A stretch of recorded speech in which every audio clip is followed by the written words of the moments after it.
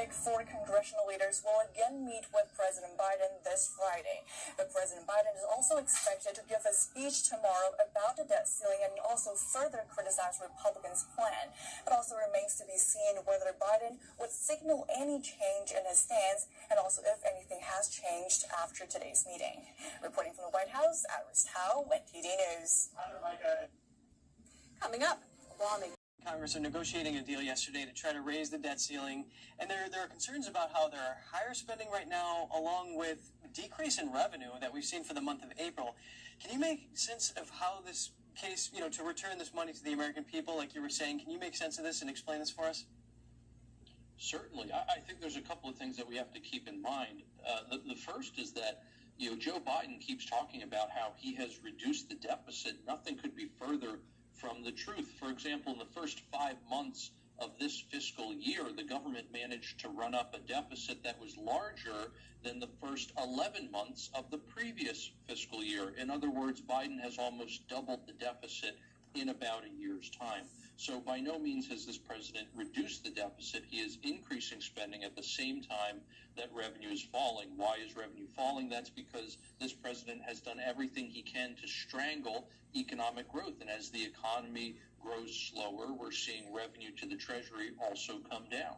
And that's exacerbating the situation with the deficit. So the answer here is not simply to just raise the debt ceiling and allow the Treasury to borrow even more money and perpetuate this cycle of insolvency, frankly. The solution here is to reduce spending, to reduce the size of government, and allow more of the private economy to remain in the hands of the American people.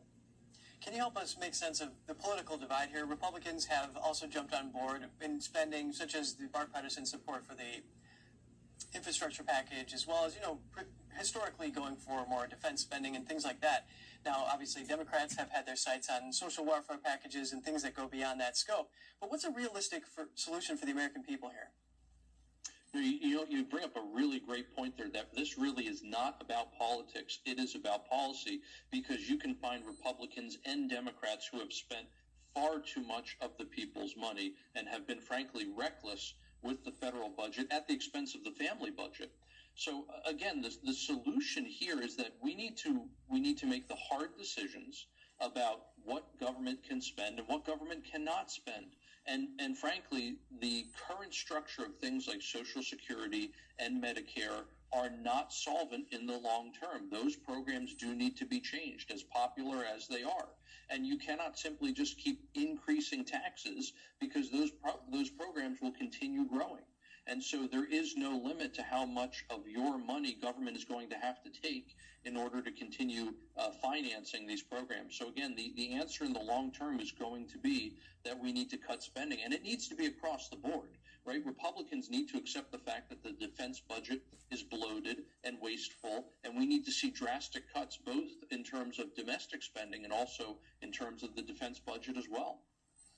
Former President Trump said that Republicans should hold out and risk a default in order to get their spending cuts. What's your reaction to this?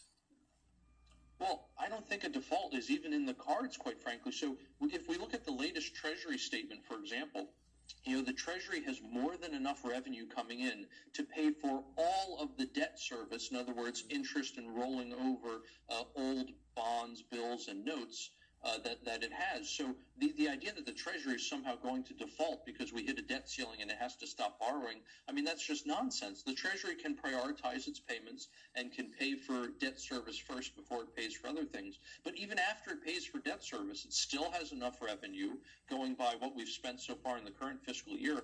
It still has enough revenue to pay for Social Security, Medicare, veterans benefits, the entire defense budget, as bloated as it is, and still have $500 billion, about $500 billion left over. So this idea that somehow we would default, I think is really quite silly. The Treasury is more than capable of prioritizing payments and ensuring we don't do that. Setting their priorities in order to avoid this. Well, family in exchange for influence in United States policy decisions. NTD's Melina Weisskopf has more details from Capitol Hill. Let's see that now. So $10 million, 20 companies, and 4 bank accounts. That's essentially what's laid out in the House Oversight Committee's latest memo. The lawmakers kept pointing to what they call a pattern of foreign cash flow. They gave examples where countries, including Romania and Chinese Communist Party officials, would deposit money into so-called shell companies, and then repeatedly 1/3 of that money would make its way into the bank accounts of Biden family members. Robinson Walker received a $3 million wire from State Energy HK Limited, a Chinese entity. Over the next 3 months, Robinson Walker LLC sent 16 incremental payments to over 5 different Biden accounts. For what? What did they do? What was the business? What service did they provide? What value did they add? But the question remains, is there evidence that President Biden himself is directly involved? It sounds like you all are still trying to prove President Biden's direct involvement here. We believe that there was a return on the investment. The vice president during the last year of the Obama administration traveled around the world. He talked a lot about foreign aid in different countries. If you're doing something legitimate, if you're providing something of value, why not just get the payment directly from the payer?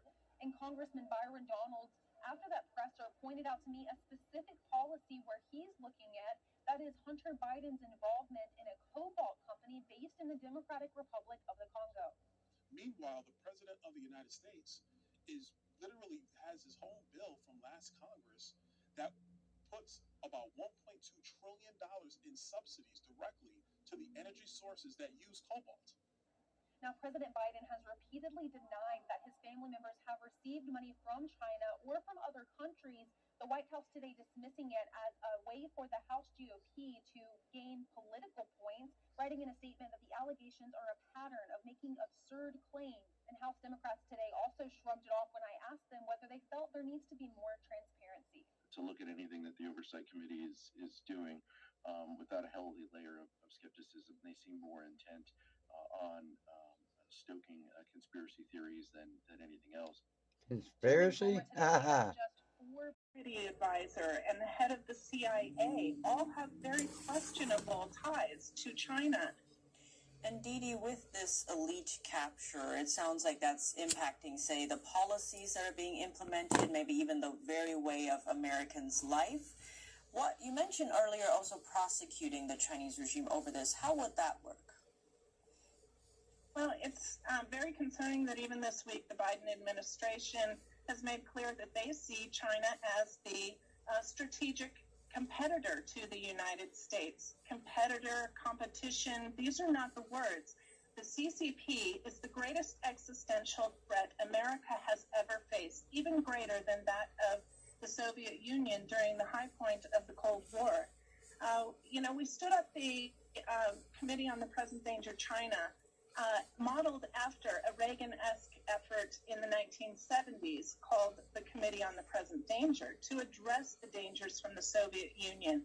Reagan was a member of that committee, and he received a mandate from the American people to, go win the war against Russia or Soviet Union.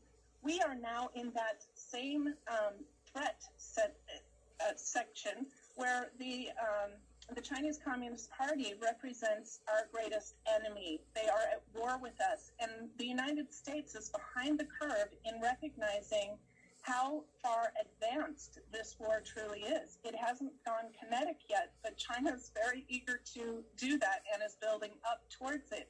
It does sound like that indeed. And Didi, you mentioned too, with, say, these crimes against humanity, with holding the Chinese Communist Party accountable, how do we differentiate between the Chinese Communist Party and the Chinese people? So the Chinese Communist Party, as we put forth in this book, is a transnational criminal organization, and they should be designated by Congress as such. At that point in time, charges can be brought against the Chinese Communist Party, and the world can begin to hold them to account for their crimes. So if we recognize the crimes that they have committed, not only against their own people, but against the people of the United States, with their bioweapons, COVID-19, the leak from the lab, hiding all of that information from investigators, stalling and delaying our ability to combat the pandemic and its influence operations in the international organizations such as the UN adopting the China model.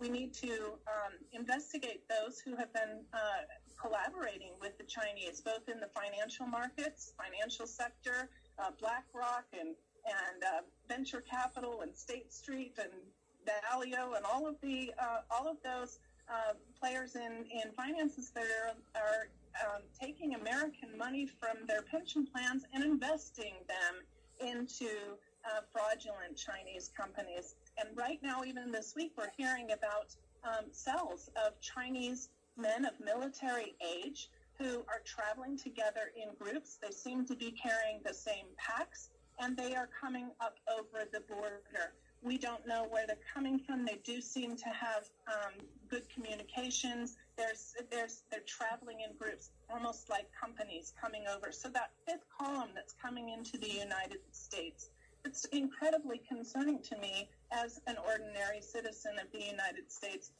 And Dee Dee, you mentioned awareness. So for concerned citizens listening to this who want to know more, maybe get their own copy of the indictment, where should they go?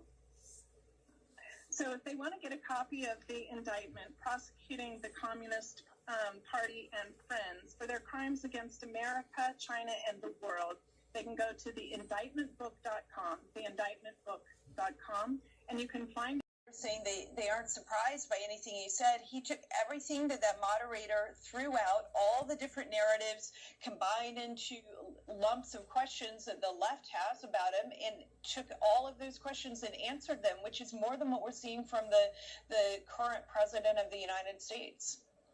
And on that point, Trump has largely shunned CNN, refusing interviews with the network since 2016. But he's also been criticized for participating in last night's town hall, a move that some called playing into the network's hands. What do you think his strategy was, and do you think it was effective? I think that the strategy was let's give CNN a shot and see how it goes. And the questions that he got were, in my opinion, much more left-leaning than what he would get if it was on Fox News, say. But he took the questions and he answered them. I think it's very interesting the reaction that people are having towards CNN. People on the right don't like that the moderator kept interrupting him basically the entire town hall, and people on the left don't think she was tough enough. I think when you've got both sides frustrated, they must have done something right, because somewhere in there they got, he was in front of both audiences, and both audiences, both the left and the right, saw him and heard what he said, which is good for President Trump, and it's good for American voters as well. Now, Trump said last night that he would end the war in Ukraine within 24 hours given the chance to negotiate a deal. That's just one of the points that he made last night. And in a statement released yesterday, his campaign said that he's the only one who can stop the forces that are destroying America, and that anyone else will be ripped to shreds. What do you think these statements say about the man himself?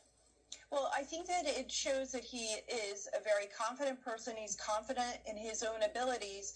And I think it also shows that he believes that he has experience from having been president and run many different corporations as well. He has the experience and the wisdom to take on the job and the duties that the president has.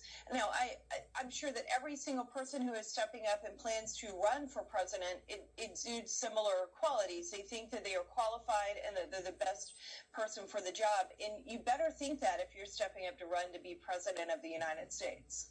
Indeed. Thank you so much. Jenny Beth Martin, great to have you on.